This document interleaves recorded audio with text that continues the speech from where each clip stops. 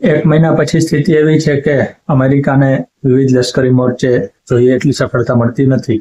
ઘણી જગ્યાએ તો ઊંધે માથે પછડાઈ રહ્યું છે. પણ આપણે અત્યારે વાત કરવી છે અમેરિકાના 3 શસ્ત્રોની નિષ્ફળતાની અથવા તો પીછેહટની. એક છે ટોમાહોક મિસાઇલ. 1983 થી અમેરિકા આ મિસાઇલ વાપરે છે અને એનું આખું નામ તો ટોમાહોક લેન્ડ એટેક મિસાઇલ સિસ્ટમ છે. એ મિસાઇલ 18 ફીટ લાંબુ અને લગભગ 1600 કિલો વજનનું છે. એમાં 450 કિલો જેટલો દારૂગોળો હોય છે અને ક્રૂઝ મિસાઇલ છે, એટલે કે આ રીતે પ્રવાસ કરે છે. બેલેસ્ટિક મિસાઇલ હોય તો આકાશમાં જાય અને અહીંયાથી પાછું નીચે આવે. એટલે જે દેશ પાસે રોકેટ લોન્ચિંગની સગવડતા હોય એ બેલેસ્ટિક મિસાઇલ બનાવી શકે. અને ક્રૂઝ મિસાઇલ આ રીતે જાય એટલે ઝડપથી જાય. અને ક્રૂઝ મિસાઇલ ઘણીવાર વધારે પ્રિસાઇઝ. આ મિસાઇલમાં 19 પ્રકારની ધાતુ વપરાય છે અને એમાંથી 2-3 તો ચીનમાંથી આવે છે. પણ અમેરિકાનું અખબાર વોશિંગ્ટન પોસ્ટ એવો અહેવાલ આપે છે કે અમેરિકાએ અત્યાર સુધીમાં 850 થી વધુ અને કદાચ 1000 જેટલા ટોમાહોક મિસાઇલ કર્યા છે. આ મિસાઇલ નૌકાદળના જહાજ ઉપરથી, સબમરીન ઉપરથી અને ગ્રાઉન્ડ લોન્ચર ઉપરથી પણ લોન્ચ થાય છે. મોટે ભાગે અમેરિકી નૌકાદળ વાપરે. ખૌમેનીની હત્યા થઈ અને ઈરાનના બીજા નેતાઓ માર્યા ગયા, ઈરાનની સ્કૂલ ઉપર હુમલો થયો, એ બધામાં આ મિસાઇલ વપરાયું હતું. કારણ કે એની એક્યુરેસીનો રેટ 15-16 ફીટ જેટલો હોય છે, એટલે કે નિશાન લીધું એનાથી થોડુંક જ આમ તેમ થાય છે. તો આવી ભવ્ય સફળતા ધરાવતા મિસાઇલની સમસ્યા એ થઈ છે કે એનો સ્ટોક ઝડપથી ખતમ થઈ રહ્યો છે. અત્યારે અમેરિકા પાસે 3,500 થી 4,000 ટોમાહોક હોવાનું કહેવાય છે. એમાંથી 850 થી વધુ વાપરી નાખ્યા છે. વાપરી નાખ્યા તો બનાવી નાખીએ, એમાં શું? પણ એમાં ઘણી સમસ્યા છે.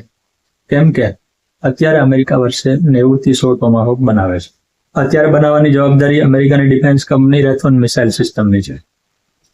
પણ ધારો કે કટોકટીના સંજોગોમાં વધારે મિસાઇલ બનાવવા છે તો અમેરિકા 2-3 કંપનીઓનો ઓર્ડર આપે અને ઝડપથી બનાવવાનું શરૂ કરે તો વર્ષે 2300 મિસાઇલ મહત્તમ બની શકે. પણ એ પણ સમય લાગે. મિસાઇલ હોય કે રાઇફલ હોય કે રોકેટ હોય, ગમે તે હોય, એ બધું બનાવવામાં વાર લાગે. કારણ કે એ સામાન્ય લોકો વાપરતા નથી, સરકારો વાપરે છે, લશ્કરો વાપરે છે, એટલે એનો ઓર્ડર મળે પછી બનાવવો પડે. ધારો કે ભારત એમ કે અમારે 1000 ટેન્કની જરૂર છે તો એ મળતા 10 વર્ષ લાગે, કારણ કે 1000 ટેન્ક કંઈ તૈયાર ન હોય, 5 પણ તૈયાર નહીં. એમ લશ્કરી સામગ્રી છે એ હંમેશા ઓર્ડર મળે પછી જ બને. એટલે ટોમાહોક મિસાઇલ અમેરિકાનું પોતાનું હોવા છતાં એને ઉત્પાદન કરવામાં ઘણો સમય લાગશે. અને ઈરાનમાં 850 વાપર્યા પછી હવે એનો સ્ટોક ઝડપથી ખતમ થઈ રહ્યો છે. ઈરાક યુદ્ધમાં અમેરિકાએ 2003માં લગભગ 802 ટોમાહોક વાપર્યા હતા. એટલે એના પછી આ યુદ્ધ એવું છે કે જેમાં સૌથી વધુ ટોમાહોક વપરાયા છે. ઝડપી છે, ઘાતક છે, એટલે વધુ વપરાશ થાય છે. પણ અત્યારે સમસ્યા એ છે કે સ્ટોક ખલાસ થવા આવ્યો છે. સાઉદી અરબના પ્રિન્સ સુલતાન એરબેઝ ઉપર અમેરિકાનું એવોક્સ નામનું વિમાન પડ્યું. એવોક્સ એટલે airborne warning and control system. વિમાનની વિશિષ્ટતા એને જોઈને જ ખબર પડી જાય, કારણ કે એની માથે એક ગોળાકાર ડીશ જેવી તકતી હોય, રેડાર છે. એટલે વિમાન ઉડતું રેડાર છે. $370 મિલિયન બોઈંગ કંપનીએ બનાવેલું વિમાન ઉડતું રેડાર, એટલે કે હવામાં ચાલતું સંચાલન મથક, કંટ્રોલ રૂમ છે. એ ઉડતું રહે, 29,000 ફીટ સુધી ઉડી શકે, સતત 8 કલાક ઉડી શકે. અને ઉડતી વખતે જમીન ઉપર ક્યાં ટાર્ગેટ છે એનું અમેરિકાના લશ્કરને નિશાન બતાવી આપે.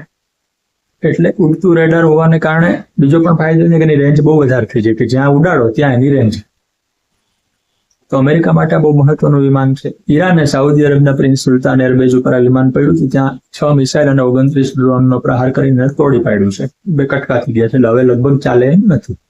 અમેરિકા પાસે તો 18 જેટલા એવોક્સ છે, એટલે એક તૂટી જાય તો એનાથી કદાચ ફરક ન પડે. પણ એ માનસિક બહુ મોટો આઘાત છે કે ઈરાન શું કરી શકે એનો મોટો નમૂનો છે.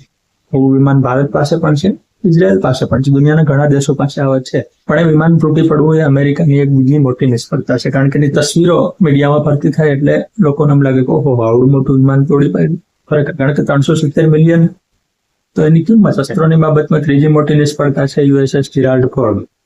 અમેરિકાએ ભૂમધ્ય સમુદ્રમાં, એટલે કે ઈરાકથી ઉત્તરના ભાગે યુરોપ તરફ આપણે જોઈએ તો ત્યાં આ વિમાનવાહક જહાજ મોકલું છે. દુનિયાનું સૌથી મોટું વિમાનવાહક જહાજ છે. આંકડા બહુ પ્રભાવશાળી છે. 1 લાખ ટન વજન, 4500 નાવિકો, 1100 ફૂટથી વધુ લંબાઈ, 75 થી વધુ ફાઇટર વિમાનો એના ઉપર રહી શકે.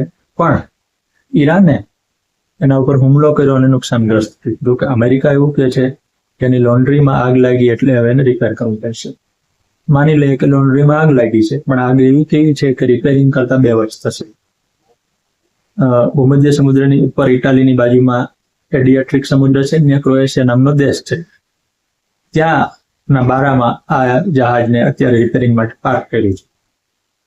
ભવ્ય જહાજ સમુદ્ર ઉપર તરતું હોય, હુમલા કરતું હોય ત્યારે ભવ્ય લાગે, પણ એ નુકસાનગ્રસ્ત થાય ત્યારે નુકસાન બહુ મોટું લાગે, કારણ કે એનો એક ભાગ છે તૂટી પડે તો એને રિપેર કરવામાં સમય લાગે. વિમાનવાહક જહાજને તો હંમેશા સમય ઘણો જ લાગે, એટલે આનું રિપેરિંગ 2 વર્ષ ચાલે. તો હવે લશ્કરી નિષ્ણાતો એવો સવાલ કરે છે અમેરિકાને કે લોન્ડ્રીમાં આગ એવી કેવી લાગી કે 2 વર્ષ સુધી સાજી નથી થાય. એટલે ઈરાન યુદ્ધમાં અમેરિકાને શું સફળતા મળી એ તો પછી ઇતિહાસકારો લખશે, પણ અત્યારે 3 મોટા શસ્ત્રો છે એક યા બીજી રીતે પીછેહટ કરી ચૂક્યા છે. હવે અમેરિકા ગ્રાઉન્ડ ટ્રુપ્સ એટલે કે જમીન ઉપર સૈનિકો ઉતારવાની તૈયારી કરે છે. અગાઉ ઈરાકમાં, અફઘાનિસ્તાનમાં, વિયેટનામમાં અમેરિકાના સૈનિકોને મોટું નુકસાન થઈ ચૂક્યું છે, એટલે અહીંયા ઉતારશે તો એને ઘણું નુકસાન થાય એવી પણ શક્યતા છે, પણ એ પછીની વાત છે.